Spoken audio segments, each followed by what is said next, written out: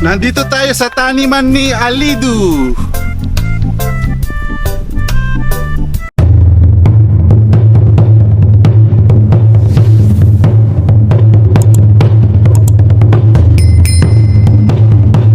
Magandang araw mga kaluts. Yan kanina sobrang init, ngayon umulan.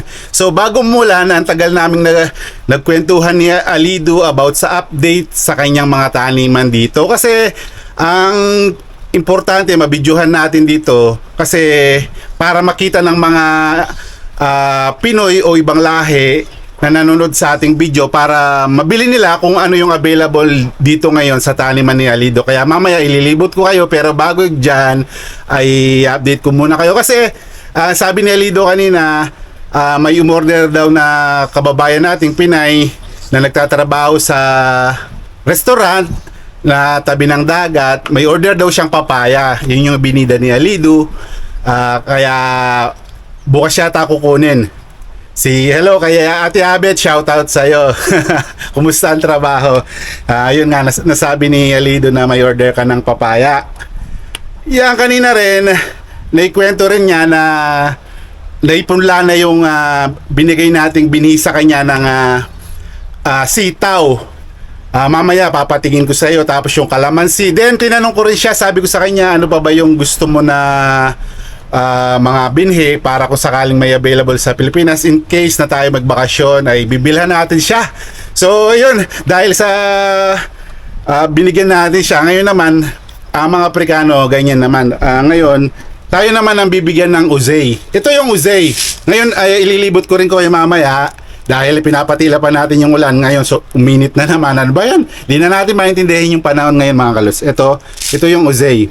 Ito yung usay, galing pa sa bansa nila. So nung itinanim dito sa taniman niya, nagpabinhi siya.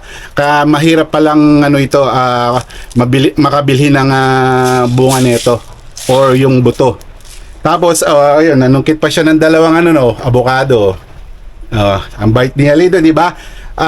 Naikwento ko naman, di ba, kasi although Muslim siya, yun nga, parang siyempre ayaw nang mag-expose sa camera yung mukha niya. Kaya sabi sa akin, anytime gusto mong pumunta rito about sa planting, anything, sabi niya magano ka, walang problema, kuhin ng video yung mga halaman.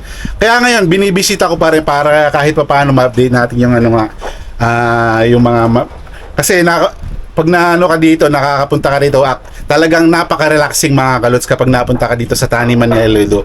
Yan, later pag tumila to, ililibot ko kayo kung anong update na lang, pwede na to. So doon ko muna kayo unahin ni pasyal doon. Pero ito muna yung papaya, ang gaganda.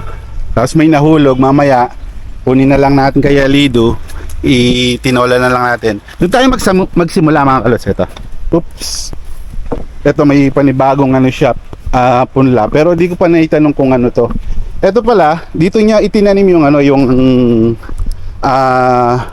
sitaw. So yung sitaw dito mga kaluts, ito patubo na siya. So ang gagawin niya, iano niya dito niya papagapangin, tapos lalagyan ng balag. Yan na yung mga niya. Yan na yung binigay natin sa kanya na sitaw. Yung pecha hindi pa niya naitanim yan. So dito kasi mga kaluts, yan, especially sa supermarket, medyo mahal ang pagbebenta ng sitaw dito. So by packet ang nire-repack ng mga supermarket dito. Kaya sabi ko sa kanya, kikita ka dito sa mga sitaw dito kasi hindi laging available sa supermarket. Kadalasan na naubusan, siguro isang linggo, tapos after 2 weeks doon pa lang magkakaroon ng sitaw. So dito yung nataniman niya. Yan, hanggang doon. Yan, maulan mga kaluts. Kakaut lang natin sa trabaho. Itong papaya na kwento niya na kumain lang siya ng papayang hinog, tapos tinapon niya lang dito. Ito na siya. Di ba? Susunod na yung mga halaman namin nila Leslie niyan. Ito pala yung usay. Ito yung sinasabi ko sa inyo kanina na yan, ang dami. Yun yung parang wine ng kulay, violet. So yung binigay sa akin na bote, So yan, binigyan na tayo niyan, parang nag-trade na tayo ng binhi kina Alido. Yun, ang dami dun. Yun. Kasi mga kalus, mabenta dito yung Uzay, yung sa mga juice para sa mga bata. Kasi yun yung gustong iniinom ng mga bata. Special pag naglalaro sila, after mauhaw, yun yung iniinom nila. Napaka-healthy din kasi ng Uzay na pwede rin gawing wine. So ito, ililibot ko na ngayon. Tapos na tayo sa Uzay. Ito, yung bell pepper niya pala, medyo sa dami rin ng trabaho niya, may mga bunga. Yan o. Sabi ko nga kay Alido kanina, importanteng nakakapag-video tayo para ma-update yung mga bumibili sa'yo. Sinabi ko rin, hindi lang naman sa video na sinasabi natin, in-explain ko rin sa kanya. So ito yung medyo maganda ngayon na tanim niya, yung mga pipino.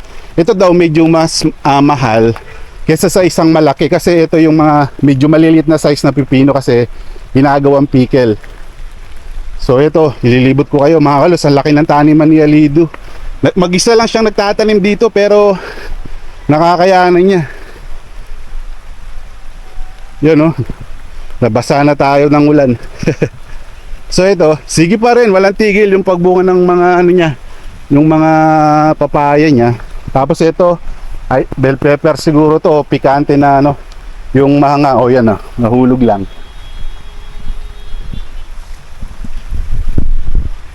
Yan, so nabasa na yung camera natin mga kalis. Pinawisan ako tapos tayo na naulanan. Sana wag naman sipunin. Although nagba-vitamin C naman tayo. Ito, ano kaya to? Lettuce. Lettuce yung mga to. Tapos ito, tubo. Ito yung tubo nila rito. Tawag sa amin dito ay tubong kawayan, kasi ito yung berde na maliliit. Tapos dito siya kumukuha ng pangdilig. Pero ngayon, no need na kasi kadalasan mainit sa umaga, sa gabi umuulan. Kaya kailangan may takip talaga yung mga halaman. Ito yung nakaraan na harvest niya. So ito, sabi niya, malaki rin ang kinita niya rito sa mga niya. Pero tapos na, nagtanim siya ng panibago dun, di ba? Yung nabidyohan natin. Ito yung nakarami rin siya dito na medyo mahal daw ang pagkakabenta. Ang kilo ay 150 yata. Kasi ibang breed So ito, meron din pala siyang kalabasa Kalabasa, 'di ba? Pampalinaw ng mata pero wala pang bunga mga kalos. Sarap ng talbos nito. Isahog mo sa sa munggo. So bale, ito pala, ang ganda na ng natin, kalamansi. So malaki yung improvement ng ating kalamansi, ang ganda. So talagang may green, hindi lang green, sobrang green ng kamay ni Alidus dahil napakaganda. Halos malaki pa ito kesa kina Miguel. Akala ko si kina Miguel ang mas maganda, pero mas maganda pala itong kina Alido. So yan, sa tops na tayo, update dito sa gilid. Ngayon dito sa harap naman. Yan. So ito yung kubo ni Alido. Yan, tapos ito yung yung mga lettuce niya. Yan, lettuce. Tapos itong walang kamatayang niya rito, di ba? Yung nakaraan na mga papaya. Tapos sa taas, ayun, may halong mais. Oops. Yeah. Yan may mga hinog na rin, hinog. Kaso hindi gumanda lang dito, napansin ko yung kangkong natin. So kasi siguro natuyo dito. Yung din tinanong ko sa kanya, sayang. So okay lang naman kasi meron naman kina Madam Kang Ito mga kaluts, ito yung niya, ito yung okra niya. Tapos okra. Tapos talbos ng kamote. Yan, talbos ng kamote rin. Ito, ang ginagawa niya, minsan may bumibili, ginagapas niya parang palay. Yan. Ulan. Tapos itong mint. So yan, itong mint pa rin. So yan po yung pwedeng mabili natin kay Alido sa mga people na nasa EG. Yan, dito po tayo bumili kay Alido Buy. Support po natin yung kanyang mga pananim. Kung gusto nyong papaya, pepino, uzay, lettuce, andito lang tayo kay Ali Dubai. So hanggang ngayon na hindi pa rin bumabalik si Alido, naiwan na tayo dito. Mag-isa na lang tayo.